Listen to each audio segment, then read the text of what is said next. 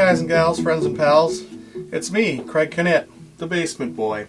That's right, I'm 45. Oh, that would be interesting. I'd have about 10 years to really try some things over. Interesting. I'm 54 years old, and I live in my mom's basement.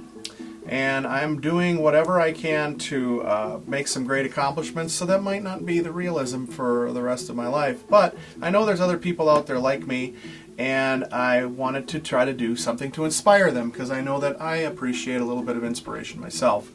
This is part 4 of the series ComicCon. And so this is Craig's Cool Stuff, or Craig's Cool Corner. I don't remember what I called it now. Darn it. But anyways, this is part 4, and as you probably guessed, I recorded all 4 of these in one night. I changed the posters, I changed the light source just to kind of make it a little bit unique. And I didn't think it was going to go this long, but there is a ton of things that I wanted to cover. And I actually flew through a whole bunch of things. There could easily have been a 5th episode, or I could have stretched out every single one of those episodes into something a little bit longer, because it was a heck of an experience. There is so much to see and do at Comic-Con. If you ever get a chance to do it, and you're into pop culture in any way, I would totally and wholeheartedly encourage you to go. It's overwhelming, the things that are there to see and do. I'm saving this last part because it's probably one of the most special. I talked a little bit about my cousin Joe in the last episode, but if it wasn't for my cousin Joe, I wouldn't have gone to Comic-Con this year. As I said, I think in the previous episode, I get a professional badge because of the experiences that I have, and it's always cool to walk around and have this word along the side, professional. And you never know exactly what that professional means. My buddy Sean, he got his because he's an actor, and he's got acting credits on IMDb, and so he uses that as proof of his professionalism. And a lot of people that are in the industry, film industry, they get passes to go to Comic-Con as professionals, which is cool. I didn't apply for mine this year. I didn't get it in on time, and so I didn't get my professional badge personally sent to me like last year's was, and I didn't even use last year's.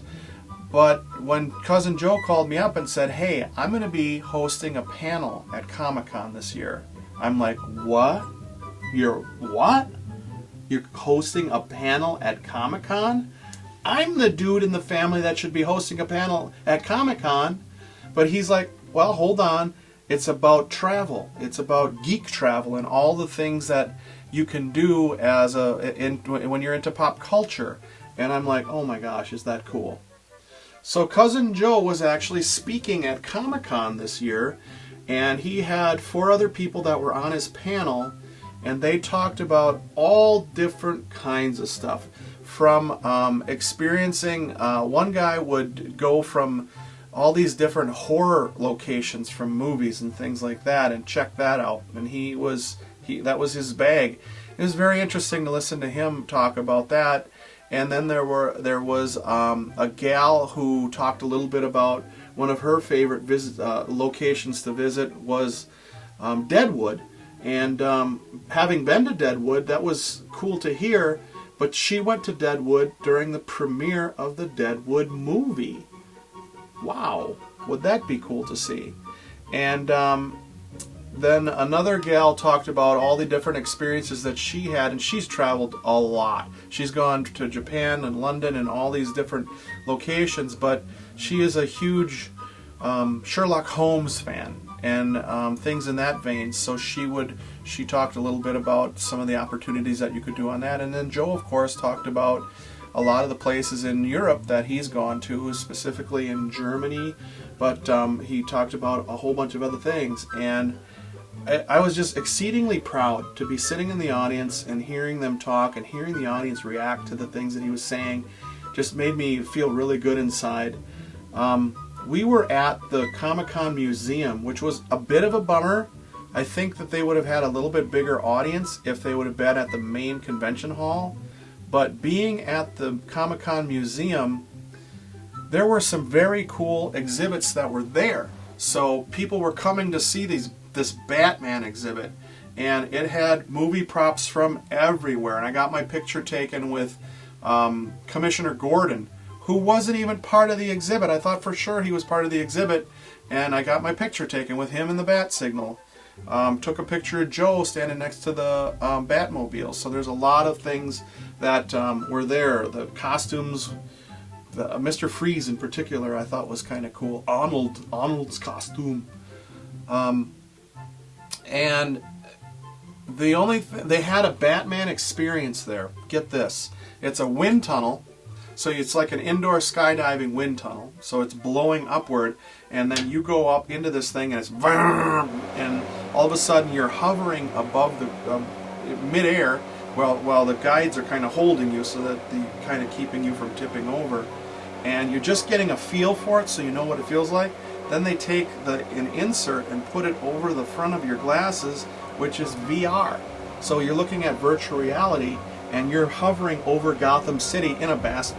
Everybody had Batman outfits on, and they're flapping in the wind, and you're hovering around that as Batman in a VR experience. Holy cats, would that have been cool? But there was no way we would have gotten in there. That was the line for that thing started so early in the morning and filled up almost immediately. So the highlight, or one of the very special things, is to really reconnect with my cousin, and that's something I want you guys to think about, because there might be people in your life that you haven't seen in a while, and just some people that were very important to you. I have to be honest, Joe was the very first person that took me to my first Comic-Con, and he's 15 years my junior. So it's like he took me to the first Comic-Con in Chicago that I've ever gone to, and from there it's been kind of something that I've enjoyed doing after that, just to see things. But for Joe, I'm thinking of the experience, and he didn't want to spend a lot of money, whereas I was spent like a fool. But he wanted to kind of do Comic-Con on the cheap a little bit, and I think the experience left him with highs and lows, a lot of highs and lows. His favorite experience was a karaoke bus, where he went and waited on this corner to get on this bus, and he was kind of on a waiting list, and he eventually got on it, and they're just riding around Comic-Con like a parade on top of this double-decker bus, singing their hearts out, waving and throwing candy out to the crowd. Talk about a crazy experience. But I think about that too, and I think that's something that we can take away from something like this. A lot of times, an experience like that, you don't know how to interpret it, and not the experience of the karaoke bus, but actually speaking in front of the public, which is a huge deal. I haven't spoke at Comic-Con yet, but that is something that I would hope to do. That's a bucket list thing. I would love to be able to take some of the knowledge that I have and share it at Comic-Con, and seeing Joe do it has actually inspired me to really maybe make an application for it next year. And again, using those magic words, I work with youth, to see what I can do. Who knows? I might be there speaking next year. We talked quite a bit, Joe and I, and we got into a deep discussion about aspirations and the things that you want to accomplish. And he was telling me how I needed to reevaluate, but really it wasn't that I had to reevaluate. And Joe, if you're watching this, we talked about that as far as when I see I was doing the things that you were encouraging. I was doing it in a different way though, because I always said I've got a huge stove, and I do have a huge stove. Everybody else has maybe got a 4-burner. I've got a 6-burner, and I use that sucker hard. So I've got 6 different things cooking at once, whereas a lot of other normal people have maybe 4 things cooking at once, or maybe even 3. 6 is a lot, and it sometimes slows down the process a little bit. But what he mentioned to me, and I hadn't thought about it before, is you need to get a bigger fridge. bigger refrigerator. And now let's stay with that connection there. We got the stove, but you also have the fridge. And the fridge is where you store things when you're not necessarily working on them. So whereas I got a lot of stuff cooking, I also have a lot of things that I can put in the refrigerator and never forget about them. So as I'm prioritizing the projects that I'm working on, I can actually take a breather from some of the things that are back there, but know that they're there and they're safe and they'll be ready when I'm ready to do some cooking on them. So get yourself a big stove, but also get yourself a big refrigerator. And remember what's in there. You don't want to have a spoiled idea that all of a sudden it's like, oh, what's that smell? Oh no, that's my spoiled idea from 1972. Nobody's going to have one from back then that listens to my podcast.